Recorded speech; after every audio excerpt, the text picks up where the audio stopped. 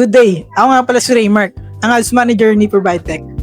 So ngayong araw, ipapakita ko naman ngayon yung progress ng aming ginagawang handling store or sa Shopee Ads na currently yung gamit namin na product is yung own product ni ProvideTech, which is yung JCC Sig Kapampangan. So ngayon, ang pinaka ginagawa ko ngayon sa kanya ay nagkikreate ako ng brand awareness.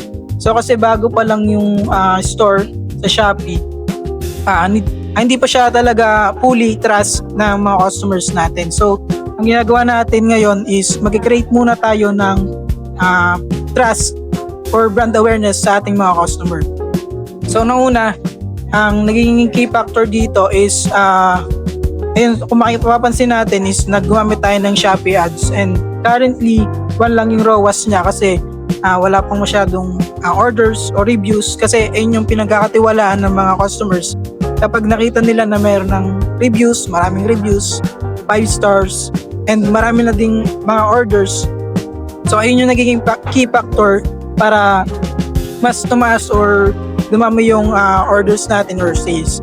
So ngayon, dahil bago pa lang siya, wala pa tayong ganong karaming reviews and orders. Pero as times goes by naman, using these Shopee Ads, ayun, mas tataas na yung orders natin, as well as dahil meron na ngayong feature si Shopee na ROAS protection, pwede tayo mag-set ng ROAS or ROAS goal natin para mas i-prioritize siya ni Shopee na ma-reach yung sinat natin na ROAS.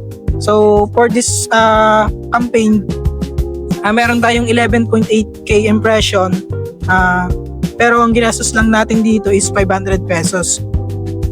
So considering na ganito kataas yung impression, worth it na din siya kasi nagkaroon din tayo ng maraming add to cart.